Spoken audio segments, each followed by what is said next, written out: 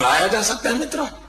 मेरे यहां में जब गांधीनगर आया, मैं दिल्ली में रहता था, जसवंत सिंह जी के एक साथीदार के रूप में वहां काम करता था, कई वर्षों से गुजरात आया नहीं था। अचानक मुझे गुजरात आने का मेरे जिम्मे आ गया।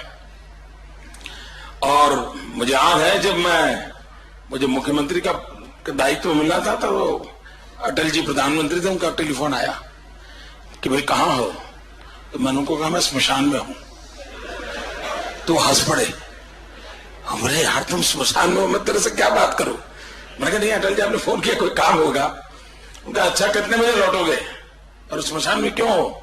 मैंने कहा माधवराव जी सिंधिया का जो एक्सीडेंट हो गया है उसमें उनके साथ एक पत्रकार कैमरामैन है गोपाल, उसका भी स्वर्गवास हुआ है, तो मैं उस गोपाल के फ्यूनरल में आया हूं, क्योंकि माधवराव सिंधिया के फ्यूनरल में तो सब जाएंगे, गोपाल में कौन जाएगा। सामने उस गोपाल के फ्यूनरल में था, एक कोई और राजनेता तो आना नहीं, मैं था, वो दो चार उसके बेचारे पत्रकार मित्र थे। तो मैं रात को अटल जी के यहां गया और फिर उसके बाद मेरे जिम्मे काम आ गया, अचानक आ गया, मुझे पता तक नहीं था। मैं गुजरात से दूर था, मैं गुजरात की गतिविधियों से भी परिचित नहीं था। ऐसी स्थिति में जब मैं आया तो मैंने दिल्ली से फोन किया मेरी पार्टी को गुजरात में। मैंने कहा भाई मुझे बुलाते रहे हो लेकिन मैं जाऊंगा कहां, मेरे पास तो घर नहीं है, रहूंगा कहां। तो उनका आप चिंता मत कीजिए, हम सर्किट हाउस में कमरा बुक करा देते। तो मैंने उनसे कहा देखिए भाई कमरा बुक कराइए, मैं एमएलए कुछ नहीं हूं, पूरा पैसा अगर सरकार लेती है तो कमरा बुक करना, और पूरा चार्ज दे करके मैंने कमरा बुक करवाया। और वही जिंदगी की शुरुआत एक नए मोड़ पे आके खड़ी रही। खैर कुछ दिनों सर्किट हाउस में कमरे में रहा, बाद में शपथ समारोह हुआ, फिर सरकार ने एक क्वार्टर दे दिया, वहां चला गया रहने के लिए।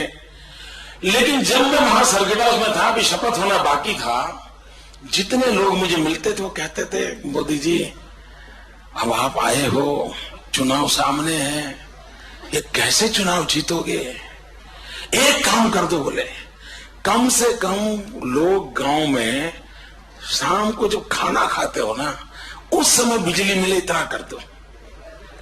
मित्रों आपको जानकर के आश्चर्य होगा, गुजरात के अंदर उस समय शाम के समय भोजन के लिए बिजली उपलब्ध नहीं थी, अंधेरा रहता था।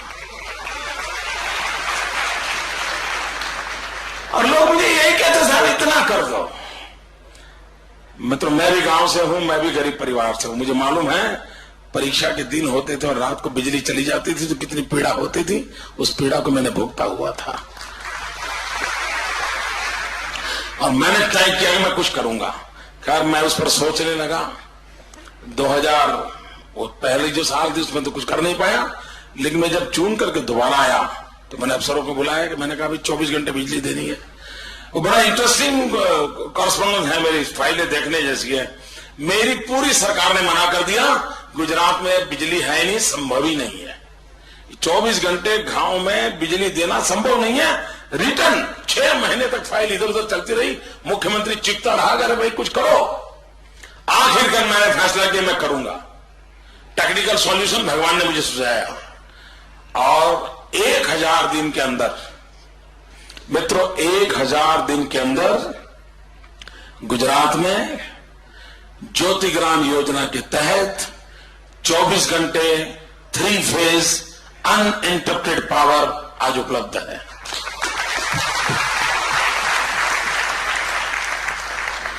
चौबीस घंटे 3 फेज अनइंटरप्टेड पावर उपलब्ध है।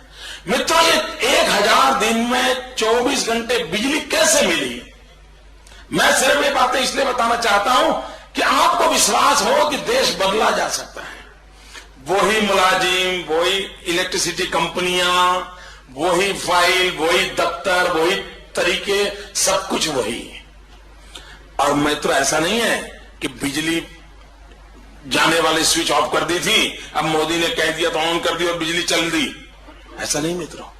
इस ज्योतिग्राम योजना करने के लिए 1000 दिन में 23 लाख खंभे नए डाले गए। Can you imagine? मित्रों, 1000 दिन में 23 लाख नए खंभे डालना, और मुझे खंभों की जरूरत थी बिजली के। मैंने महाराष्ट्र से पूरा माल उठा लिया, मध्य प्रदेश से उठा लिया, राजस्थान से उठा लिया। जितना मैन्युफैक्चरिंग होता था सारा मैं गुजरात में ढेर कर देता था। 1000 दिन में 23 लाख खंभे। मित्रों, 56,000 ट्रांसफॉर्मर्स। आपको मालूम होगा, आपके महाराष्ट्र में कहीं अगर एक ट्रांसफॉर्मर जल जाता होगा 2 महीने तक उसको बदलने की होती होगी, है?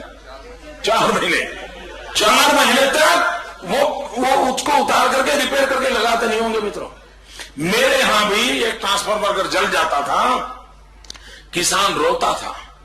वो इलेक्ट्रिसिटी कंपनी में जाके आरती उतारता था, प्रसाद भी चढ़ा देता था, लेकिन 45 दिन तक ट्रांसफॉर्मर चेंज नहीं होता था। उसकी फसल खत्म हो जाती थी, उसके सपने चूर चूर हो जाते थे, परिस्थिति पलटती नहीं थी। मित्रों, ऐसी व्यवस्था के भीतर भीतर भी 1000 दिन में 56,000 नए ट्रांसफॉर्मर। आप हिसाब देखिए मित्रों, और 1000 दिन में 75,000 किलोमीटर केबल। अब अंदाज कीजिए मित्रों, वही मुलाजिम, कोई एक्स्ट्रा नहीं, यही लोगों ने इतना काम किया। क्या विश्वास है कि नहीं आपको कि यह देश बदला जा सकता है?